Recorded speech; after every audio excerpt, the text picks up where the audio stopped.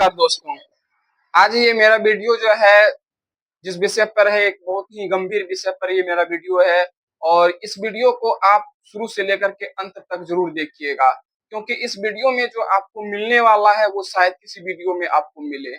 इस वीडियो में मैं अपने ही ठोकर से, मैं अपने ही दर्द का अनुभव मैं बताना चाहता हूँ। मुझे जो ठोकर लगा, मुझे जो दर्द का अनुभव हुआ, मैं आपको बताना चाहता हूँ।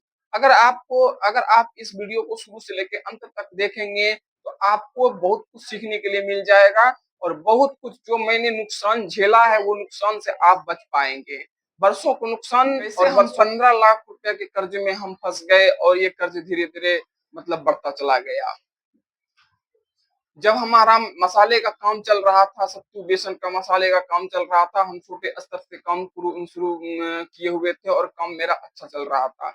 लेकिन मेरा एक सपना था कि हम इस बिजनेस को बड़ा करें और इस बिजनेस को बृहद तौर पर हम काम करें और भी कुछ लक्ष्य थे कि कुछ 2-4 लोग को, 8-10 लोगों को भी हम रोजगार दे पाए और हम अपना ब्रांड बना पाए और हम अपने काम को बेहतर कर पाए और हम अपने काम को विस्तार, एक पहचान, नई पहचान हम दे पाए। इस चक्कर में हम बहुत दिन से ये सपना सजो रहे थे कि एक बड़ा प्लांट हम बैठाएंगे। अब तक जो हम काम कर रहे थे वो मतलब 15 किलो, 20 किलो या 25 किलो, 50 किलो तक ही सीमित था। इस काम को हम बढ़ाना चाहते थे और जो हम काम कर रहे थे, लोगों को मेरा प्रोडक्ट जो है लोगों को बहुत पसंद आ रहा था, क्योंकि हम कोई भी सामान, चाहे मसाले हो, चाहे सत्तू हो, चाहे बेसन हो, मसाले में जितने भी तरह के मसाले थे और जो भी प्रोडक्ट हम बना रहे थे बहुत ही मतलब प्योर प्रोडक्ट था हमारा। मसाले में मिर्च, हल्दी, धनिया, मिर्च, जीरा, मिर्च पाउडर का बहुत मेहनत करके हम प्रोडक्ट को तैयार कर रहे थे और दुकानों में, घरों में हम पहुंचा रहे थे और लोग भी हमारे पास आते थे। हमारी जान पहचान धीरे धीरे बढ़ती जा रही थी। तो हमने ये सोचा क्यों ना इस व्यापार को बढ़ाया जाए, जिससे हम विस्तृत कर पाएंगे और हमारा काम जो है बढ़ेगा तो जो है हमें पैसे की भी ज्यादा आमदनी होगी और धीरे धीरे पैसे की जब आमदनी होती है तो रोजगार भी धीरे धीरे बढ़ता है और पहचान बढ़ता है। और सबसे बड़ी बात है कि बिना ब्रांड का आपका सामान, हमने ये अनुभव अब तक किया, ये बात आप सीखिएगा जरूर, जो हम अपने अनुभव से आपको बताना चाहते हैं कि बिना ब्रांड का आपका सामान चाहे कितना भी अच्छा क्यों ना हो, लेकिन लोग ज्यादा पहचानते नहीं है, लोग ज्यादा उसको पसंद नहीं करते हैं। हमने बहुत दिनों तक ये काम किया, अपने ब्रांड पर, अपने जो है प्रोडक्ट पर, प्योरिटी पर बहुत अधिक ध्यान दिया। तो जो है मतलब ये मुझे पता चला तो दुकानदारों को मैंने हम जब देने के लिए गए तो उन्होंने ये कहा कि भाई आपका प्रोडक्ट तो बहुत अच्छा है पर लेकिन ब्रांड नहीं है, जिसके कारण कि हम नहीं चला पाएंगे। मतलब वो दुकानदार जो थे, थोक कस्टमर जो थे, होलसेल कस्टमर, वो इनकार कर रहे थे। तो एक बहुत बड़ी समस्या थी। तो हमने सोचा कि क्यों ना हमें ब्रांड बनाया जाए, प्लांट लगाया जाए। तो धीरे धीरे मसाले का, सत्तू का, बेसन का हमने प्लांट लगाया। बैंक से लोन लिया, बैंक से 10 लाख का लोन मैंने बैंक से अप्रूवल करवाया और बैंक वालों ने मुझ पर विश्वास करके मेरी जगह पर आकर के उन्होंने देखा, उन्होंने सही में देखा कि हम काम कर पा रहे हैं। उन्होंने मेरा प्रोडक्ट को देखा तो उनको भी विश्वास कि नहीं, ये कर लेंगे और मतलब मुझ पे उन्होंने भरोसा किया और बिल्कुल सही भी था, हम काम कर भी रहे थे। लेकिन वही होता है ना कि कब जिंदगी में आपको कैसे घटनाओं से सामना करना पड़ जाएगा आप भी नहीं जानते हैं। जब हमारा बैंक का लोन का अप्रूवल हो गया तो अप्रूवल हुआ तो हम प्लांट लगाए, हम जगह को व्यवस्थित किए, प्लांट लगाए। जगह जगह जो है हम सर्च करके मशीन खरीदे और कलकत्ता से, फरीदाबाद से और भी जगह से जहां जहां जा करके हुआ हम मशीन खरीदे, मशीन खरीद के लाए, प्लांट लगाए। प्लांट लगा करके हम प्लांट को स्टार्ट करने वाले थे और जो पूंजी हमें बैंक की तरफ से मिला था, मुझे मतलब कि वर्किंग कैपिटल जो मिला था मुझे बहुत कम मिला था। 1-1.5 लाख के लमसम वर्किंग कैपिटल मिला था और जो है इतने से पैसे में क्या हो जाता है, उतना तो फाउंडेशन बनाने में खर्च हो गया, इधर उधर खर्च हो गया पैसा। जब आप कोई भी काम शुरू से स्टार्ट करते हैं तो एक बजट बना के चलते हैं कि मेरा इतना पैसा का खर्च होगा, लेकिन बहुत सारे खर्च ऐसे होते हैं जो आपके बजट में होते नहीं है। वो मतलब बिल्कुल बारीक खर्चा होता है, वो पता नहीं चलता है कि ये खर्चा होगा भी। तो इसलिए हमें उतना पता नहीं चला कि और खर्च अधिक भी होगा। तो हम तो सोचे कि चलो 1 लाख 2 लाख रुपया और अधिक होगा तो कोई बात नहीं है, हम इंतजाम करके हम लगा लेंगे। तो हुआ क्या, हम जब प्लांट हम लगा लिए, प्लांट लगाने के बाद जो है एक चीज मुझे पता चली कि एक चीज होता है, याद रखिएगा, जो हम आपको बताने जा रहे हैं। कभी भी आप कोई प्लांट अगर लगाइएगा तो सबसे पहले जो बैंक से आप लोन अगर ले रहे हैं, जितना बैंक से आप लोन ले रहे हैं उसका 50% आपके पास होना बहुत जरूरी है। ये अपने में मैंने जो नुकसान किया है इसके बदौलत मैं आपको कह रहा हूँ। अगर आप अगर बैंक से 10 लाख रुपया लोन ले रहे हैं तो आपके पास कम से कम 5 लाख रुपया रहना बहुत ही जरूरी है, क्योंकि आप बिना उतने पैसे का आप कुछ नहीं कर पाएंगे। बैंक का सहयोग होने के बाद भी आप आगे नहीं बढ़ पाएंगे। सिर्फ मशीन खरीदा जाने से, थोड़े बहुत पैसे मिल जाने से आपका काम नहीं होगा। फाउंडेशन बैठाने में भी पैसा खर्चा लगता है, और भी सारे पैसे खर्च होते हैं। और मार्केट में जब आपका सामान जाएगा तो जो कोई जरूरी नहीं कि वहां नगद बिक ही जाएगा, वहां भी आपका कुछ न कुछ उधार लगेगा। तो इसलिए, और जो एक बैकअप प्लान होता है, जो मेरे पास एक बैकअप प्लान था, मेरे पास एक बैकअप प्लान था।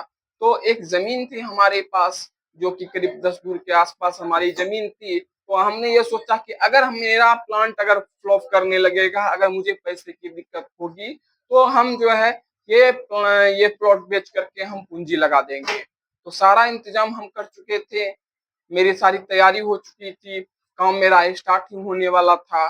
तब तक में मुझे पता चलता है क्या कि किसी और लोगों से कि मेरे पिताजी ने जो है वो जमीन सेल कर दिया था वो 1 साल पहले, जबकि हमारा बंटवारा हो चुका था, हम लोग का अलग अलग सब सारा प्लॉट मिल चुका था। फिर भी उनके मतलब कि इन सब ये सब होने के बावजूद भी उन्होंने जो है हमारे साथ छल किया, और कुछ लोगों ने भी मेरे साथ छल किया। उनको पता था कि ये जमीन हमारी ही है, लेकिन ये मिली भगत के कारण जो है वो जमीन हमारे हाथ से निकल गई। जब ये बात मुझे पता चला तो मेरे जो है पैरों से जमीन खिसक गई, क्योंकि जो है मेरा आसरा जो था, एक सहारा जो था, एक बैकअप प्लान जो था, वही जमीन हमारी बैकअप प्लान था। तो वो वहां से निकल जाने के बाद बहुत हम घबरा गए, और बहुत हम कोशिश किए कि इधर से उधर से हम व्यवस्थित करके हम प्लांट को शुरू करेंगे। काम काम तो मेरा स्टार्ट पहले से था ही, काम मेरा चल ही रहा था। लेकिन जिस स्तर पर हमने लोन लेकर के मशीन को बैठाया था, उस स्तर पर मेरा काम अभी स्टार्ट नहीं हुआ था। तो जब हम काम स्टार्ट किए तो मेरा तो हाथ पैर ही पूरा ये हो गया कि अब हम काम करें कैसे। तो हम इधर से उधर से कुछ कर्ज लेकर के, कुछ माइक्रो फाइनेंस का लोन लेकर के, कुछ लोगों से उधार पैसा लेकर के हमने काम करने का शुरू किया। तो हमने काम करने का जब शुरू किया तो मतलब फिर भी मेरा वो काम सक्सेस नहीं हुआ। अब मेरे ऊपर कर्ज जो बढ़ता चला रहा था, जो बैंक का ईएमआई था वो हम दे नहीं पा रहे थे। बैंक का ईएमआई 18-19 हजार रुपया बैंक का ईएमआई था, वो हम दे नहीं पा रहे थे। और वो कुछ ईएमआई दिए भी तो इधर से उधर से करके दिए, बिजली का बिल हो गया और सब सारे खर्चे हमारा। धीरे धीरे वो क्या हो गया, और कुछ पैसा हम इधर उधर भी मतलब दूसरे दूसरे बिजनेस में भी हम डाल दिए, जिसके चलते मेरा बिजनेस जो है नुकसान में चला गया, और जिसके कारण मेरा कर्ज धीरे धीरे बढ़ता चला गया। और एक कर्ज को चुकाने के लिए सबसे बड़ी गलती क्या किए हम, ये गलती आप लोग भी कहीं ना कहीं करते होंगे। एक कर्ज को चुकाने के लिए हम लोग क्या करते हैं, दूसरा कर्ज उठा लेते हैं। दूसरा कर्ज को चुकाने के लिए हम तीसरा कर्ज उठा लेते हैं। एक लोन पर दूसरा लोन, दूसरा लोन पर तीसरा लोन उठाते चले जाते हैं। इस तरीका से मेरे पास क्या होगा, कर्ज के बोझ में हम पूरा दब गए, और इतना दब गए कि कहने का बात नहीं। मुझे कोई रास्ता दिखाई नहीं दे रहा था कि मैं क्या करूं। एक बार तो ऐसा हुआ, हम इतने घबरा गए कि हम ये सोच रहे थे कि हम अपना घर बार छोड़ करके कहीं भाग जाएं। क्या करें नहीं करें कुछ समझ में नहीं आ रहा था। लेकिन हम अपने बच्चों का मुंह देख करके, अपने परिवार का मुंह देख करके, मुझे मेरा दिल ये गवाह नहीं दे रहा था कि हम ऐसा कोई काम करें। क्योंकि अगर आज हम हार मान करके हम भाग जाते हैं, कहीं चले जाते हैं, तो मेरे बच्चों का क्या होगा, मेरे परिवार को कौन देखेगा। क्योंकि आज अपने परिवार का कभी भी मुसीबत में, एक बात याद रखिएगा, कभी भी मुसीबत में अपने परिवार का साथ नहीं छोड़ना चाहिए, परिवार को नहीं कभी छोड़ना चाहिए, अपने बच्चों को नहीं छोड़ना, क्योंकि वो बच्चे परिवार भी आप ही के सहारा हैं, आप ही के बल पर वो टिके हुए हैं, आप ही के, आप उनकी ताकत होते हैं और वो आपकी ताकत होते हैं। अगर आप अपने परिवार का साथ अगर छोड़ देते हैं तो वो भी हिम्मत हार जाते हैं, अगर आप हिम्मत हार जाते हैं तो वो भी हिम्मत हार जाते हैं। तो मेरा ये दिल गवाह नहीं किया और हमने ये तय किया कि चाहे कुछ भी होगा, अब हम अगर झेलेंगे तो सब एक साथ मिल करके झेलेंगे। कभी कई बार हमारे मन में कर्ज तले बोझ इतना दब गया, बहुत बुरे बुरे ख्याल मेरे मन में आने लगे, हम क्या करें नहीं करें। लेकिन हम यही सोचे कि अगर हम कुछ कर भी अगर लेते हैं तो बैंक वाला या कोई भी महाजन पैसा दे करके हमें छोड़ेगा नहीं, हमारे परिवार वाले को परेशान करेगा या फिर किसी न किसी तरीके से वो कर्ज को चुकता करना ही पड़ेगा। तो हमने सोचा कोई बात नहीं है, अगर जीते जी हम रह गए, जिंदा अगर रहे तो हम किसी न किसी कर्ज को किसी न किसी तरह कर्ज हम चुका ही देंगे। मेरा एक ही उद्देश्य था कि अगर काम मेरा अगर अच्छे से चल जाता तो हम किसी का एक पैसा हम नहीं रखते, लेकिन हमारे साथ जो है इस तरह की घटनाएं हो गई जिसके कारण हम पूरा बिखर गए। मुझे पता ही नहीं चला कि हम इतना कर्ज में कैसे डूब गए। और सबसे बड़ी बात आपका ये है कि जब आपकी आर्थिक स्थिति खराब होती है तो आपकी मनोदशा खराब हो जाती है, आपका सामाजिक स्तर खराब हो जाता है, आपका पारिवारिक स्तर खराब हो जाता है। कर्ज सिर्फ कर्ज नहीं है, कर्ज एक इतना बड़ा मतलब जहर है, इतना मीठा जहर है कि आपको रोज जीते जी मारते चला जाएगा, आपको पता भी नहीं चलेगा कि आपको कितना मार चुका है ये एक हम कहते हैं कैंसर से भी बड़ी बीमारी अगर कोई है, कर्ज जो है एक कैंसर से भी बड़ी घातक बीमारी है। जो ये बीमारी तो कोई भी बड़ी बीमारी दिखता है वो पता चलता है कि हाँ ये हो रहा है, लेकिन कर्ज एक ऐसी बीमारी है जो कि आपको पता ही नहीं चलने देता कि आपको, सिर्फ वो आपको नहीं मार रही, आपके पूरे परिवार को मार रही है। आपका आर्थिक नुकसान, आपका पारिवारिक नुकसान, आपका सामाजिक नुकसान, आपका भावनात्मक नुकसान, हर तरह का नुकसान वो कर्ज करती है। और उसके बाद आपका जो है आपके जो है मनोदशा इतना खराब कर देगा, इतना खराब कर देगा कि आपका आत्मबल, आपका आत्मविश्वास आपको पूरा पकड़ के छोड़ देगी। इसलिए जो है मेरा ये कहना है कि हम जो इस तरह के कर्ज में हम इस तरह हम डूबे। और लेकिन एक बात याद रखिएगा कि आप कुछ भी कर लें, आपसे बढ़ करके, मैं हमेशा ये कहता हूँ, आपके हौसलों से बढ़ करके आपकी कोई भी बड़ी समस्या नहीं है।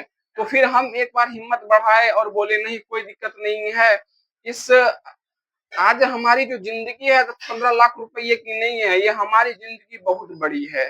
तो इसको हम पार कर लेंगे। तो हम इसके बाद फिर हम लोग बाहर आए, बाहर आने के बाद एक बार फिर से हमारे साथ धोखा हुआ कि 6 महीना जहाँ हम काम किए थे, वहाँ काम ढंग से चला नहीं, वहाँ अच्छे से काम नहीं चलने के बाद मुझे फिर से दूसरी जगह पलायन करना पड़ा पूरे परिवार के साथ। और दूसरी जगह हम आए तो फिर वहाँ काम शुरू हुआ और काम फिर अच्छे से चलने लगा, अपने परिवार का भरण-पोषण सही से करने लगे, लोगों का पैसा भी देने लगे।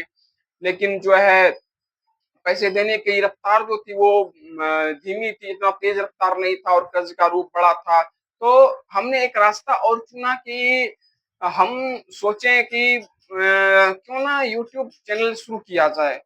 क्योंकि इसमें हम लोग तो जानते हैं कि शुरू में कमाई होती नहीं है, इसमें साल भर 6 महीने तो हमारा यूँ ही मतलब चला जाता है, अपना समय देना पड़ता है, इसमें इतना मेहनत करना पड़ता है।